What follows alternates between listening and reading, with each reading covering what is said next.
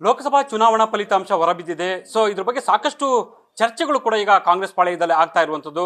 So ಲಾಭ ನಷ್ಟದ ಲೆಕ್ಕಾಚಾರಗಳು ಕೂಡ ಈಗ ನಡೀತಾ ಇದೆ. ಬಹಳ ಮುಖ್ಯವಾಗಿರುವಂತದ್ದು ಈಗ ಕಾಂಗ್ರೆಸ್ನ ಹಿರಿಯ ನಾಯಕರು ಆಗಿರುವಂತಹ ಸಚಿವರು KH ಮುನಿಯಪ್ಪ ಅವರು ಇದ್ದಾರೆ ನಮ್ಮ ಜೊತೆಗೆ. ಅವರ ಹತ್ರ ಒಂದಷ್ಟು ವಿಚಾರಗಳನ್ನ ಮಾತಾಡುವಂತ ಒಂದು ಪ್ರಯತ್ನ ಮಾಡೋಣ.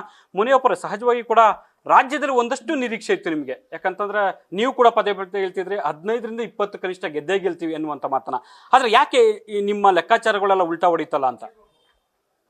15ರಿಂದ 20 ಬರೋ ವಾತಾವರಣ ಇತ್ತು. ಬಹಳ ಕಡಿಮೆ ಓಟಲ್ಲಿ ಕೂಡ ಹೋಗಿವೆ ಕೆಲವು ಸೀಟುಗಳು.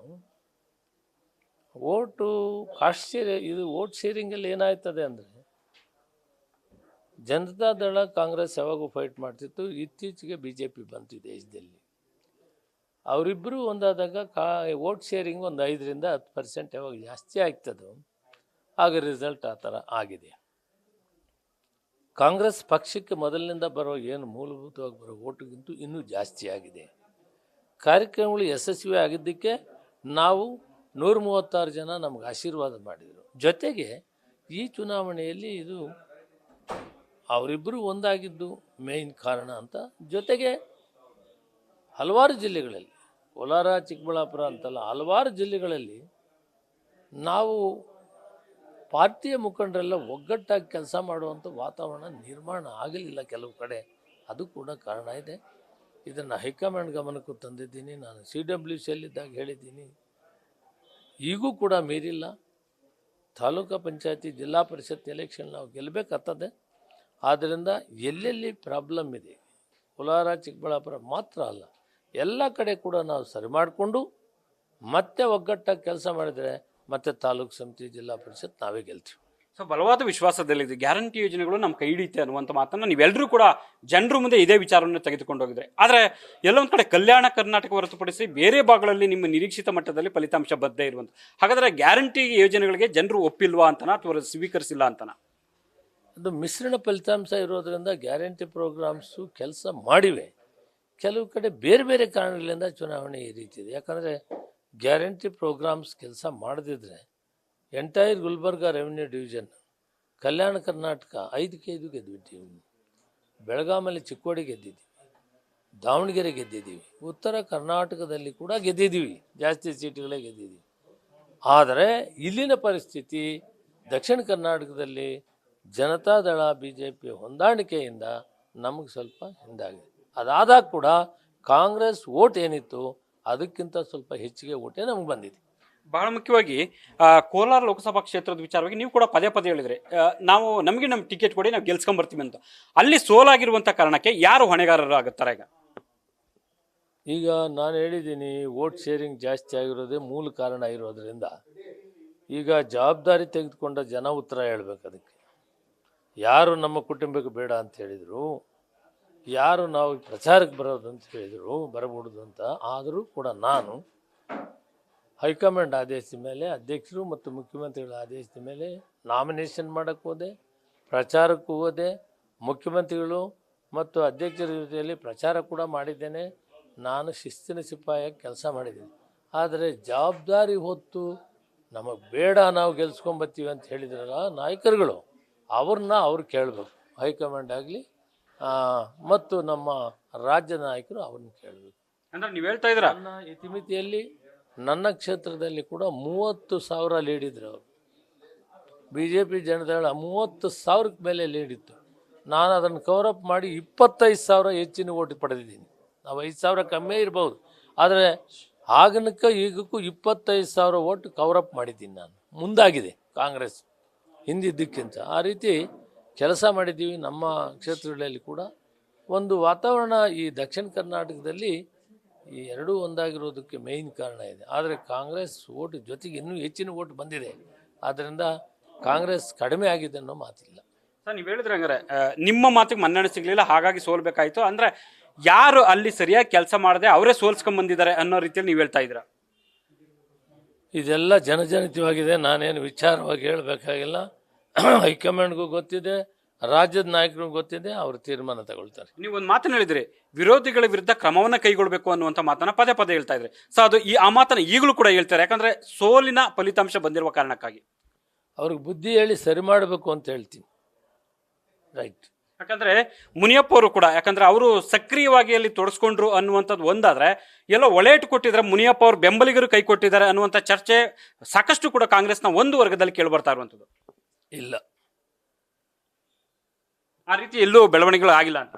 ಎಲ್ಲಿ ಬೆಳವಣಿಗೆ ಆಗಿಲ್ಲ ಸರ್. ಈಗ ಬೆಂಗಳೂರು ಗ್ರಾಮಾಂತರ ತಗೊಂಡ್ರು ಕೂಡ ಅಲ್ಲಿ ಮುಖ್ಯವಾಗಿರುವಂಥ ಸೋಲಾಗಿದೆ. ಜೊತೆಗೆ ಚಿಕ್ಕಬಳ್ಳಾಪುರ ನೀವು ಕೂಡ ಸಾಕಷ್ಟು ಓಡಾಟ ಮಾಡಿದ್ದಾರೆ, ನೆಲಮಂಗಲ ಆಗಿರ್ಬೋದು, ದೊಡ್ಡಬಳ್ಳಾಪುರ ಆಗಿರ್ಬೋದು, ಅಲ್ಲೆಲ್ಲ ಕಡೆ ಕೂಡ ಬಿಜೆಪಿ ಹೆಚ್ಚಿನ ಲೀಡನ್ನು ಕೊಟ್ಟಿರುವಂಥದ್ದು. ಸೊ ಏನು ಹೇಳ್ತಾರೆ ಇದ್ರ ಬಗ್ಗೆ? ಎಲ್ಲ ಕಡೆ ದಳ ಬಿ ಜೆ ಪಿ ಸೇರಿದಾಗ 5-10% ನ್ಯಾಚುರಲ್ ಆಗಿ ಜಾಸ್ತಿ ಆಗ್ತದೆ. ಅದೇ ಮೇಯ್ನ್ ಕಾರಣ ಇದೆ. ಜೊತೆಗೆ ಎಲ್ಲ ಶಾಸಕರು, ಮಾಜಿ ಶಾಸಕರು ಶಿಸ್ತಿನಿಂದ ಕೆಲಸ ಮಾಡಿದ್ದಾರೆ. ಅಂದರೆ ಕಾಂಗ್ರೆಸ್ ಓಟ್ ಪ್ಲಸ್ ಆಗಿದೆ, ಅದಕ್ಕಿನ್ನೂ ಹೆಚ್ಚಿನ ಓಟು ಕಾಂಗ್ರೆಸ್ ಓಟ್ ಲಾಸ್ ಆಗಿಲ್ಲ. ಆದರೆ ಎರಡೂ ಸೇರಿದಾಗ ಅವ್ರದ್ದು ಓಟ್ ಜಾಸ್ತಿ ಆಗಿದೆ ಕಳೆದ ಚುನಾವಣೆಗಿಂತಲೇ. ಯಾಕಂದ್ರೆ 1 ಸ್ಥಾನ ಇತ್ತು, ಈ ಬಾರಿ 9ಕ್ಕೆ ಮುಟ್ಟಿದ್ರೆ ಡಬಲ್ ಡಿಜಿಟ್ ಟಚ್ ಆಗದೆ ಇರುವಂಥ ಸಂದರ್ಭ. ಸೊ ಇದನ್ನ ಏನು ಹೇಳ್ತೀರಾ? ಅಲ್ಲ, ಈಗ ನಾವು 15 ಗೆಲ್ತಾ ಇದ್ವಿ, ಕಡಿಮೆ ಓಟಲ್ಲಿ ಕೆಲವೆಲ್ಲ ಸೋತಿದೆ. ಆದ್ದರಿಂದ ಕಾಂಗ್ರೆಸ್ ಇಲ್ಲ ಅಂತ ಹೇಳುವಂಥ ಪರಿಸ್ಥಿತಿ ಇಲ್ಲ. ಇಂಗ್ಲೀಷ್ ನಮ್ಮ ಅಸೆಂಬ್ಲಿಗಿಂತ ಕಾಂಗ್ರೆಸ್ಸು ಇನ್ನೂ ಹೆಚ್ಚಿನ ರೀತಿಯಲ್ಲಿ ಮತಗಳು ನಮಗೆ ಬಂದಿವೆ. ನಿಮ್ಗೆ ತೃಪ್ತಿ ಸಿಕ್ಕಿದೆಯೋ ಅಥವಾ ತೃಪ್ತಿ ಸಿಕ್ಕಿಲ್ವಾ ಈ ಫಲಿತಾಂಶ? ಅಲ್ಲ, ನಾವೆಲ್ಲ ಒಳ್ಳೆ ಕೆಲಸ ಮಾಡಿ ಗ್ಯಾರಂಟಿಗಳು ಕೊಟ್ಟಿದ್ದೀವಿ. ನಾವು 15-20 ಗೆಲ್ತೀವಿ ಅಂತ ಆಶಾಭಾವನೆಯಿಂದ, ಅದರಿಂದ ಇದನ್ನು ಹೆಂಗೆ ಸರಿ ಮಾಡಬೇಕು ಅನ್ನೋ ಯೋಚನೆ ಕಡೆ ನಾವು ಹೋಗ್ಬೇಕಾಗುತ್ತೆ. ಸೊ ನಾಯಕತ್ವ ಬದಲಾವಣೆ ಸಂಬಂಧಪಟ್ಟಂಗೆ ಏನಾದರೂ ಕೂಗುಗಳು ವ್ಯಕ್ತ ಆಗುತ್ತೆ? ಯಾಕಂತಂದ್ರೆ ಅವರವರ ಜವಾಬ್ದಾರಿಗಳು ಸರಿಯಾಗಿ ನಿಭಾಯಿಸಿಲ್ಲ ಅನ್ನುವಂಥದ್ದು ಕೂಡ ಒಂದಷ್ಟು ಚರ್ಚೆಗಳು ಆಗ್ತಾ ಇದೆ. ನಾಯಕತ್ವ ಬದಲಾವಣೆಗೂ ಇದಕ್ಕೂ ಸಂಬಂಧ ಇಲ್ಲ, ಅದರ ಅವಶ್ಯಕತೆ ಇಲ್ಲ. ಈಗ ಅವರು ಬಹಳ ಕಟ್ಟುನಿಟ್ಟಾಗಿ ಎಲ್ಲ ಕಡೆಯೂ ಅಧ್ಯಕ್ಷರು, ಮುಖ್ಯಮಂತ್ರಿಗಳು ಒಟ್ಟಾರೆ ಕೆಲಸ ಮಾಡಿದ್ದಾರೆ, ಎಲ್ಲ ಮಂತ್ರಿಗಳು ಕೆಲಸ ಮಾಡಿದ್ದಾರೆ. ಇದರಲ್ಲಿ ಯಾರ್ದು ಲೋಪದೋಷ ಇಲ್ಲ. ರಾಜಕೀಯವಾಗಿ ಒಂದೊಂದು ಸಾರಿ ರಾಷ್ಟ್ರದಲ್ಲಿ ಅಂತಂದು ಈಗ ನೋಡಿ, ಇಲ್ಲಿ ದಕ್ಷಿಣದಲ್ಲಿ ಕರ್ನಾಟಕ ಬಿಟ್ಟರೆ ಇನ್ನೆಲ್ಲಿ ಬಿ ಜೆ ಪಿ ಬಂದಿಲ್ಲ. ಉತ್ತರದಲ್ಲಿ ಬಿ ಜೆ ಪಿ ಬೆಲ್ಟಲ್ಲಿ, ಹಿಂದಿ ಬೆಲ್ಟಲ್ಲಿ ಕಾಂಗ್ರೆಸ್ ಬಂದಿದೆ. ರಾಜಕೀಯವಾಗಿ ಜನ ಸಂದರ್ಭಾನುಸಾರ ಬೇರೆ ಬೇರೆ ಚಿಂತನೆ ಮಾಡ್ತಾರೆ. ಇವತ್ತು ನೋಡಿ, ನೀವು ನಮ್ಮ ಉತ್ತರ ಪ್ರದೇಶದಲ್ಲಿ ಆಗಿರುವಂಥದ್ದು ಯೋಚನೆ ಮಾಡಿದಾಗ ನೀವು ಯಾವ ರೀತಿ ಬದಲಾವಣೆಗಳನ್ನು ಕಂಡಿದ್ದೀರಿ.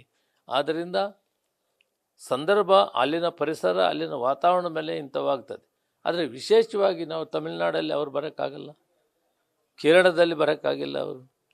ಇಲ್ಲಿ ಯಾಕೆ ಅಂದರೆ ಇಲ್ಲಿ ದಳ ಮತ್ತು ಬಿ ಜೆ ಪಿ ಎರಡೂ ಒಂದಾಗಿದ್ದೇ ಅವ್ರಿಗೆ ಸ್ವಲ್ಪ ಅವಕಾಶ ಆಗಿದೆ. ಕೆಪಿಸಿಸಿ ಅಧ್ಯಕ್ಷ ಸಾರಥ್ಯವನ್ನು ನಾನು ಬಿಟ್ಕೊಂಡು ಕೊಡ್ತೀನಿ ಅನ್ನುವಂಥ ಮಾತನ್ನು ಡಿ ಕೆ ಶಿವಕುಮಾರ್ ಅವರು ಹೇಳಿದರು. ಸೊ ಬದಲಾದ ಸನ್ನಿವೇಶದಲ್ಲಿ ಬೇರೆಯವರು ಬರಬೇಕು ಅನ್ನುವಂಥ ಅಭಿಪ್ರಾಯ ತಮ್ಮಲ್ಲಿದೆಯಾ ಅಥವಾ ಹೇಗೆ?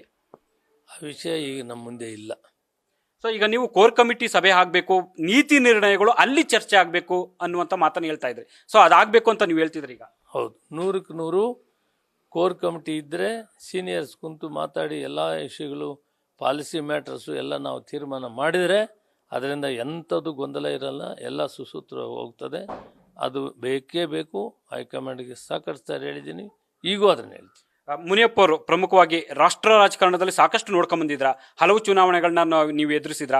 ಒಟ್ಟಾರೆ ನೋಡೋದಾದ್ರೆ ಫಲಿತಾಂಶದ ಬಗ್ಗೆ ನಿಮಗೆ ಕಾಂಗ್ರೆಸ್ ಗೈನ್ ಆಗಿದೆ ಅನ್ಸುತ್ತಾ ಅಥವಾ ಕೇವಲ ಒಕ್ಕಲಿಗ ಲಿಂಗಾಯತ ಸಮೀಕರಣದ ಜಾತಿ ಲೆಕ್ಕಾಚಾರದಲ್ಲಿ ಹಿನ್ನಡೆ ಆಗಿದೆ ಅನ್ಸುತ್ತಾ? ಇಡೀ ರಾಷ್ಟ್ರದಲ್ಲಿ ಬಹುತೇಕ ಅತಿ ಹೆಚ್ಚು ಬದಲಾವಣೆಯನ್ನು ಕಂಡಿದ್ದೀವಿ. ಕಾಂಗ್ರೆಸ್ ಮುಂಚೂಣಿಗೆ ಬಂದಿದೆ. ಇವತ್ತು ಕೂಡ ಕೆಲವು ಮಿತ್ರ ಪಕ್ಷಗಳು, ಸೆಕ್ಯುಲರ್ ಪಾರ್ಟೀಸ್ ನಮಗೆ ಅವಕಾಶ ಮಾಡಿಕೊಟ್ರೆ ಸರ್ಕಾರ ಕೇಂದ್ರದಲ್ಲಿ ಮಾಡುವಂಥ ಸಂದರ್ಭಗಳು ಕೂಡ ಇದೆ. ಇಲ್ಲಿ ಮಾತ್ರ ಸೀಮಿತವಾಗಿ ದಕ್ಷಿಣ ಕರ್ನಾಟಕ ಒಂದು ಬಿಟ್ಟರೆ ತಮಿಳುನಾಡು ಆಗಲಿ, ಕೇರಳ ಆಗಲಿ, ಎಲ್ಲಿ ಕೂಡ ಇಂಥದ್ದು ಆಗಿಲ್ಲ. ಬಿ ಜೆ ಪಿ ಬರೋಕ್ಕಾಗಿಲ್ಲ. ಇಲ್ಲಿ ಮೊದಲಿಂದ ಸ್ವಲ್ಪ ಬಿ ಜೆ ಪಿ ಇತ್ತು, ಬಿ ಜೆ ಪಿಯಲ್ಲಿ ಮುಖ್ಯಮಂತ್ರಿಗಳಾಗಿದ್ದರು, ಬಿ ಜೆ ಪಿಯಲ್ಲಿ ಇರೋದು ನಿಜ. ಆದರೆ ಅದರ ಜೊತೆಗೆ ದಳ ಸೇರಿದ್ರಿಂದ ಈ ರೀತಿ. ಸರ್, ಈಗ ಮುಖ್ಯವಾಗಿ ಸಚಿವರು ಎಲ್ರಿಗೂ ಜವಾಬ್ದಾರಿ ಕೊಟ್ಟಿದ್ರು. ಸಚಿವರು ಕೂಡ ಅಥವಾ ಯಾವ ಅಧ್ಯಕ್ಷರೇ ಆಗಲಿ ಮುಖ್ಯಮಂತ್ರಿಗಳು ಕೆಲಸ ಮಾಡೋದ್ರಲ್ಲಿ ಏರ್ಪೇರಿಲ್ಲ. ಎಲ್ಲ ಶಿಸ್ತಿನಿಂದ ಕೆಲಸ ಮಾಡಿದ್ದಾರೆ, ಅದರಲ್ಲೇನು ಭಿನ್ನಾಭಿಪ್ರಾಯ ಇಲ್ಲ. ಅದರ ರಿಸಲ್ಟ್ಗಳು ಒಂದೊಂದು ಸಾರಿ ರಾಮಕೃಷ್ಣ ಹೆಗಡೆ ಅವರು ಸೋತರು, ಲೀಡರ್ ಆಗಿದ್ದರು, ಗೊತ್ತಲ್ಲ ನಿಮಗೆ. ಜಮಖಂಡಿಯಲ್ಲಿ ನ್ಯಾಮಗೌಡರ ಮೇಲೆ ಸೋತರು. ಇದಕ್ಕೇನು ಕಾರಣ? ರಾಮಕೃಷ್ಣ ಹೆಗಡೆ ಅವರು ಒಳ್ಳೆ ಕೆಲಸ ಮಾಡಲಿಲ್ವಾ? ಒಳ್ಳೆ ನಾಯಕರಲ್ವ? ಇಂಥವೆಲ್ಲ ಸಹಜವಾಗಿ ಒಂದೊಂದು ಸಲ ಜನ ತೀರ್ಪು ಆಗ್ತವೆ.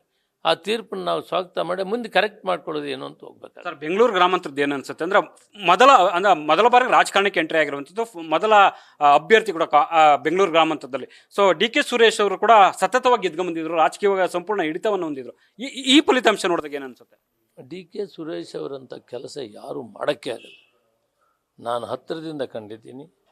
ಅತ್ಯುತ್ತಮವಾದ ಸೇವೆ, ಜನಪರ ಸಾಮಾನ್ಯ ಜನರಿಗೆ ಬಡವರ ಹತ್ತಿರ ಹೋಗಿ ಅವರ ಕಷ್ಟವನ್ನು ನೀಗಿಸಿರುವಂಥ ಒಬ್ಬ ಪಾರ್ಲಿಮೆಂಟ್ ಸದಸ್ಯರಂದರೆ ಅದು ಡಿ ಕೆ ಸುರೇಶ್ ಅವರು.